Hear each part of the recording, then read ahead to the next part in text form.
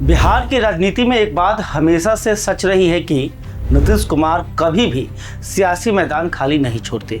मुख्यमंत्री की कुर्सी गई, लेकिन बिहार की राजनीति पर नीतीश की पकड़ आज भी उतनी ही मजबूत है। राज्यसभा सांसद बनते ही जब सबको लगा कि अब नीतीश दिल्ली की सियासत में खो जाएंगे, तभी उन्होंने एक ऐसा बयान दिया जिसने पूरे बिहार की राजनीति को हिला दिया। नीतीश कुमार ने खुद कहा कि दिल्ली जाते रहेंगे लेकिन रहूंगा बिहार में, और बस यहीं से शुरू होती है असली कहानी।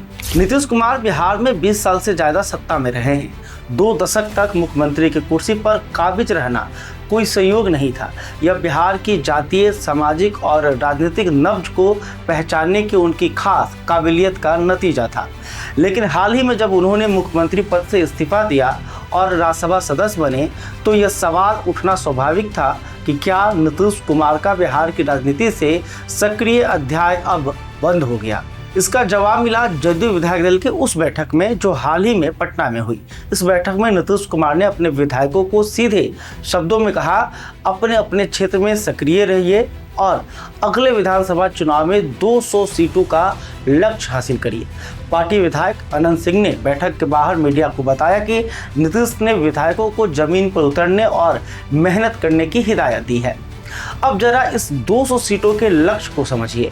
2025 के विधानसभा चुनाव में जदयू ने 85 सीटें जीती थी, जबकि बीजेपी के खाते में 89 सीटें आईं। यानी गठबंधन में भाजपा अभी बड़े भाई की भूमिका में है। ऐसे में 200 सीटों का टारगेट देना 2 संदेश को देता है। पहला, जदयू को बिहार में अपना राजनीतिक आधार और भी मजबूत करना है। दूसरा, और यह ज़्यादा महत्वपूर्ण है, नीतीश कुमार भाजपा को यह नहीं बताना चाहते कि बिहार की राजनीति में वो हमेशा छोटे भाई की भूमिका में रहेंगे। लेकिन सिर्फ विधायकों को टारगेट देना काफ़ी नहीं था। नीतीश कुमार ने एक और बड़ा दांव खेला है, और वो दांव है उनके बेटे निशांत कुमार। निशांत 3 मई से बिहार यात्रा पर निकलने वाले हैं। यात्रा की शुरुआत पश्चिमी चंपारण से होगी, जिसे सियासी नज़रिए से बेहद अहम माना जाता है। पश्चिम चंपारण, जहां से गांधी जी के चंपारण सत्याग्रह की ऐतिहासिक शुरुआत हुई थी, वहां से निशांत की यात्रा शुरू करना खुद एक सियासी संदेश है। नीतीश कुमार खुद भी बिहार के अलग अलग जिलों का दौरा करेंगे। पिता और पुत्र मिलकर जदयू के कार्यकर्ताओं से संवाद करेंगे, जमीनी फीडबैक लेंगे और संगठन की नई रूपरेखा तैयार करेंगे।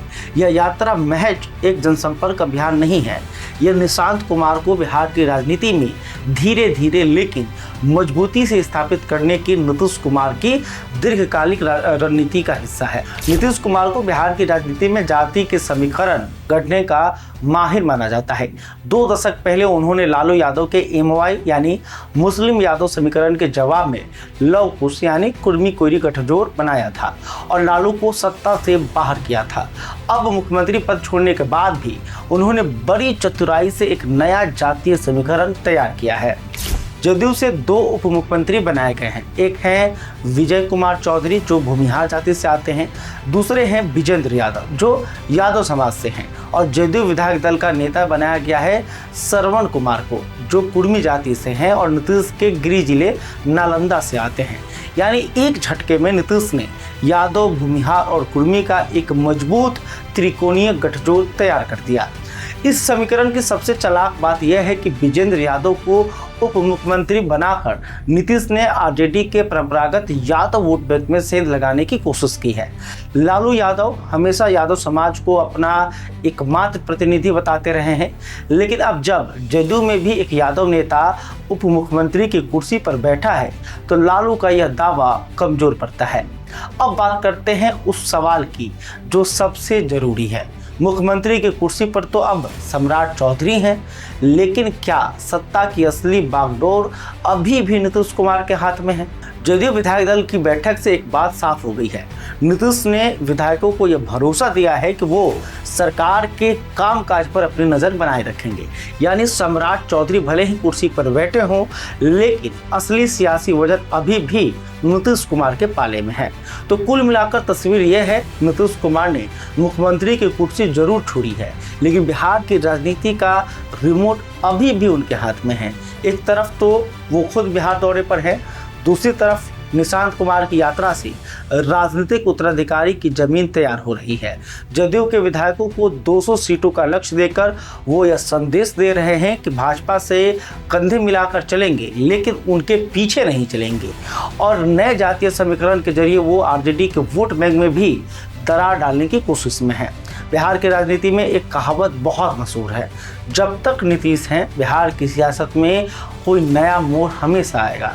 देखना यह है कि निशांत कुमार की यात्रा बिहार में नई राजनीतिक जमीन खोज पाती है या नहीं, और क्या जदयू वाकई 200 सीटों का सपना पूरा कर पाएगी। इसका जवाब तो आने वाला वक्त ही देगा। लेकिन एक बात तय है, नीतीश कुमार राजनीति से रिटायर नहीं हुए हैं, बस उनका मोर्चा बदल गया है। इस खबर पर आपकी क्या राय है, हमें कमेंट में जरूर बताइए। अगर यह वीडियो आपको जरूरी लगी तो लाइक करें, शेयर करें और बिहार न्यूज़ स्टूडियो को सब्सक्राइब करना मत भूलिए। मैं हूं परमवीर सिंह, मिलते हैं अगली खबर में। बहुत बहुत धन्यवाद। वीडियो पसंद आए तो इसे लाइक और ज्यादा से ज्यादा शेयर करें। हमारे चैनल को सब्सक्राइब करना न भूलें ताकि आपको हर जरूरी खबर सबसे पहले मिल सके। अगर आप किसी खास विषय या मुद्दे पर वीडियो देखना चाहते हैं तो कमेंट करके जरूर बताएं। आपकी राय हमारे लिए बेहद अहम है।